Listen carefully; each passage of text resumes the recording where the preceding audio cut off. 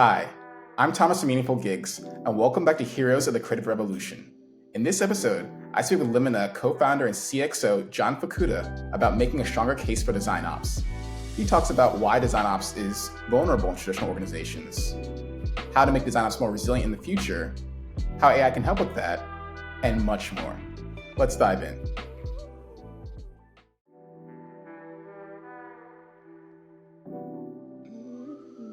Well, hi, Jon. Thanks for coming on the show. Really great to have you today.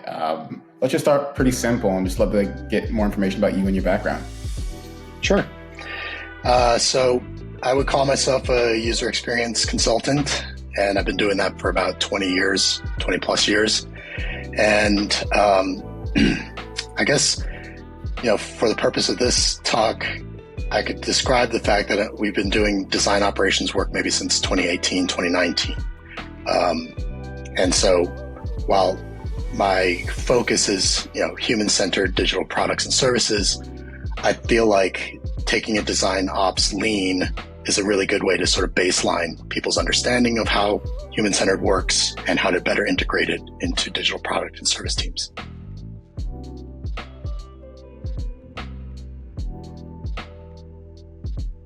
And then, we've talked earlier about, maybe DesignOps being a vulnerable function within traditional organizations. Like, why do you feel DesignOps is a vulnerable function within organizations as they traditionally have functioned?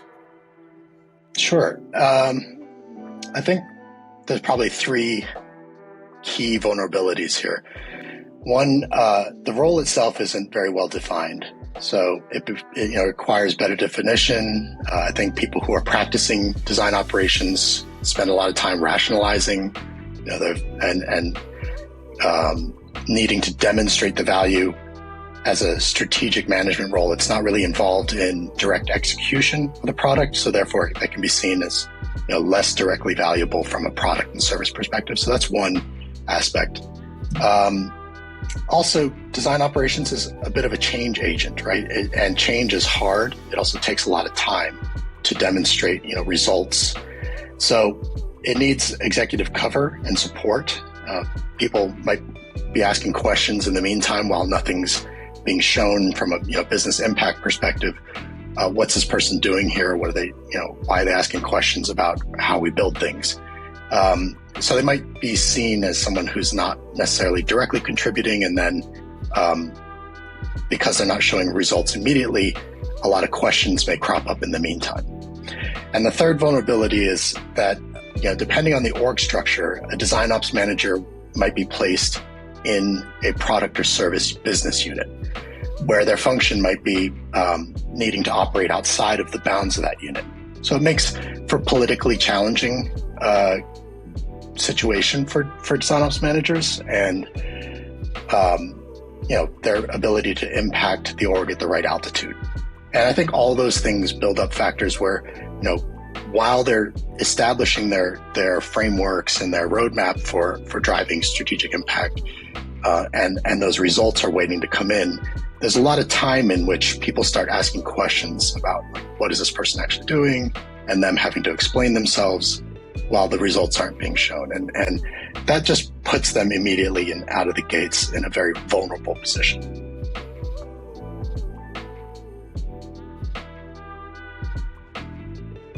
What are some effective ways that design and design ops can shift the perception from being more like a cost center, not contributing, to being a profit generator and really aligning with the goals of the rest of the company?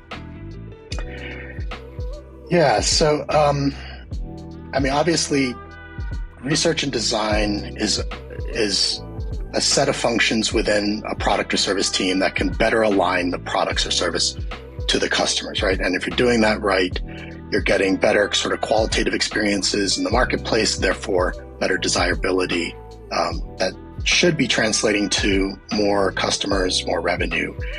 And so those are the obvious ones. So if you're streamlining your organization's capacity to sense and respond, you're scaling the ability to sort of do those things at either higher velocity or quality by your operational excellence. That's an obvious revenue driver. The one that's a little less obvious is that through better research and design, you're not just looking at the market from a product or service perspective. You might be discovering things that are opportunities for strategic business innovation.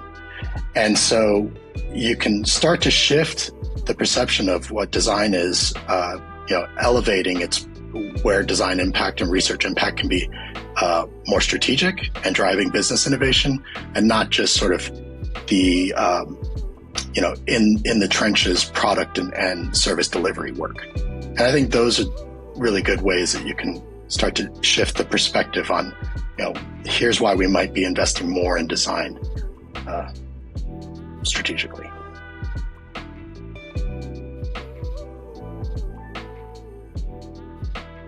And I guess, within that, are there certain things that you feel design and ops practitioners can do to make their positions more resilient in the future?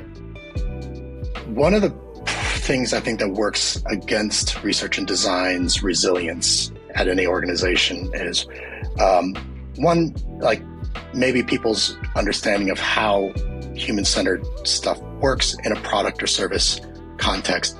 But two, we don't really have integrated tooling. So researchers are starting to get research repositories stood up. I think companies like Dovetail are doing a good job of, housing research and insights.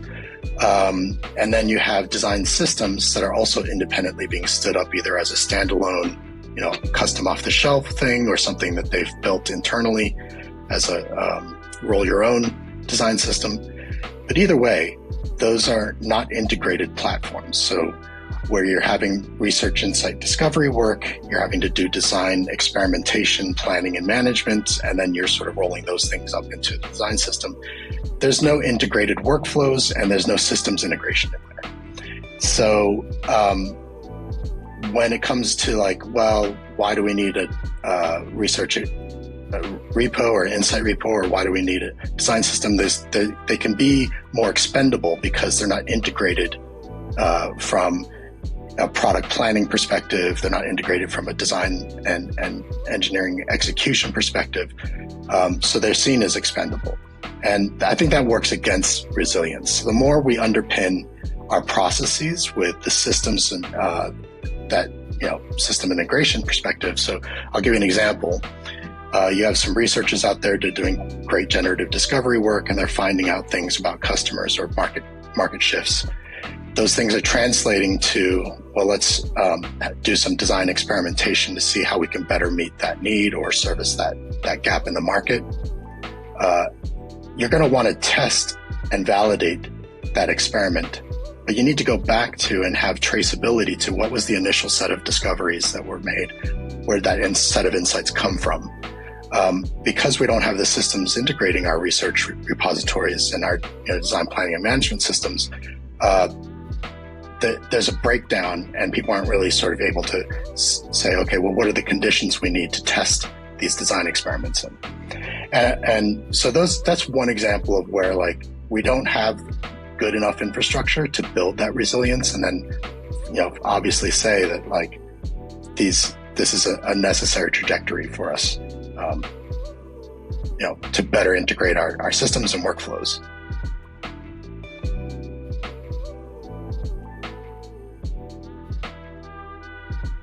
And I guess, kind of a broad topic, but want to tie in AI. What role can AI actually have in making design and ops more valued and received better internally? Yeah, so people talk about AI from a fear and uncertainty and doubt perspective these days. They look at it as something that's coming after their job, in terms of, if you're a copywriter, using ChatGPT to do your outlines or summaries or whatever, or some people are even using some generative AI to plot out some screen mock-ups and things like that.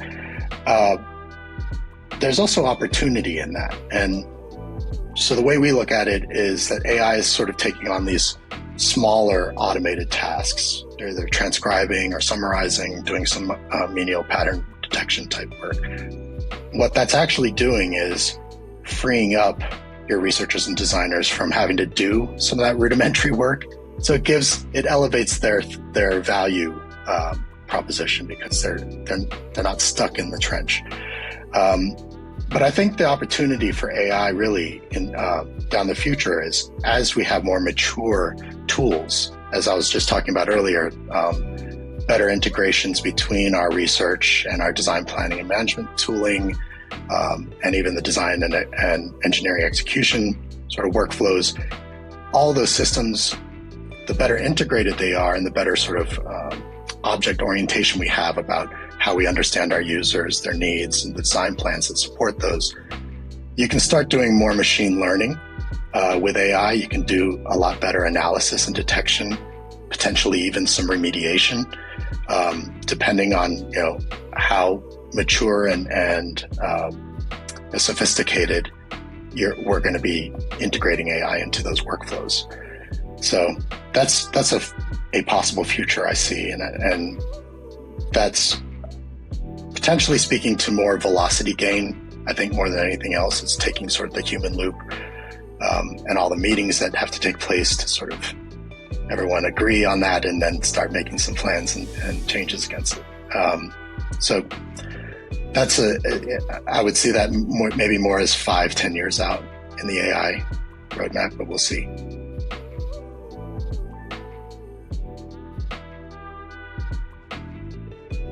You've been in the space for a while. I'm curious, who do you admire and draw inspiration from within DesignOps and design? I have a couple of sources of inspiration. One is Patrizia Bertini.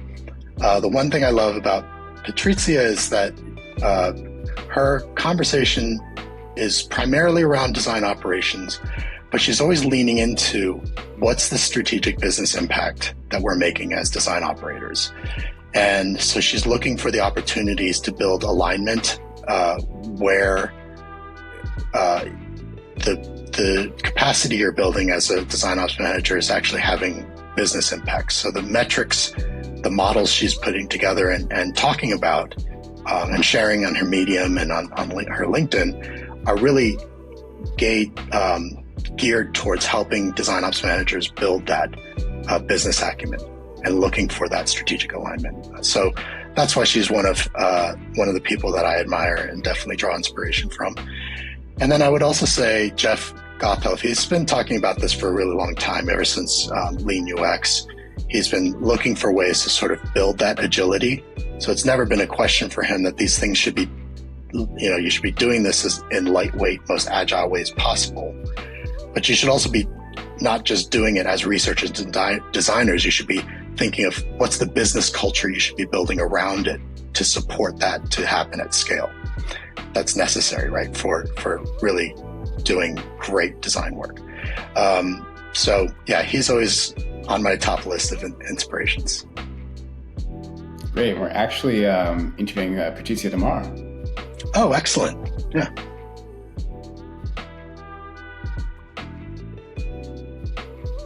I know you run your own podcast. Can you tell us about that? Yeah. So we run the Limina Podcast is geared. We're talking about it from a design operations perspective. So I'm inviting guests who are either looking at, what can you do to scale research and design, or what are the other variables around integrating research and design in meaningful ways to build what we call human-centered digital transformations. So our premise of the show is that every organization is in some form or another taking their business processes into digital digital products and services, basically.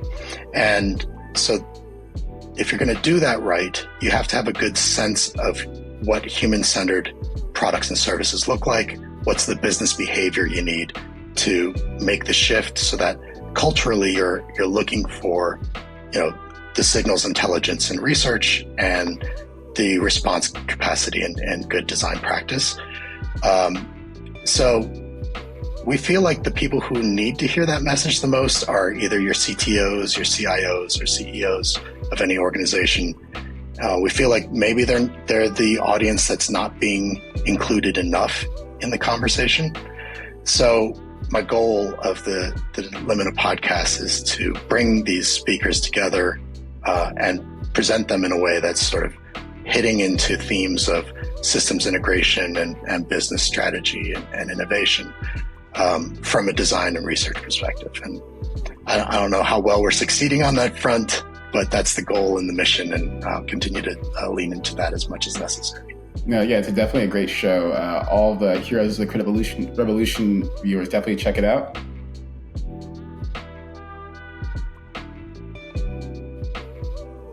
And that was my last question. Do you have any other things you wanted to say or plug at the end? Well, no. I mean, I'll say one thing from my perspective. What Meaningful Gigs is doing is a really great role in taking unmet needs at organizations, bringing in talent, and I think the tooling that you're building around what are the skills we need, what's the talent that's out there, and mapping that together to build a design and research plan for an organization's strategic initiatives or product initiatives. I think it's a great service you're providing. So I'm plugging you guys essentially, and just saying thank you. I think one, for filling that need, but then two, the way in which you're doing it and the mission you're serving by working with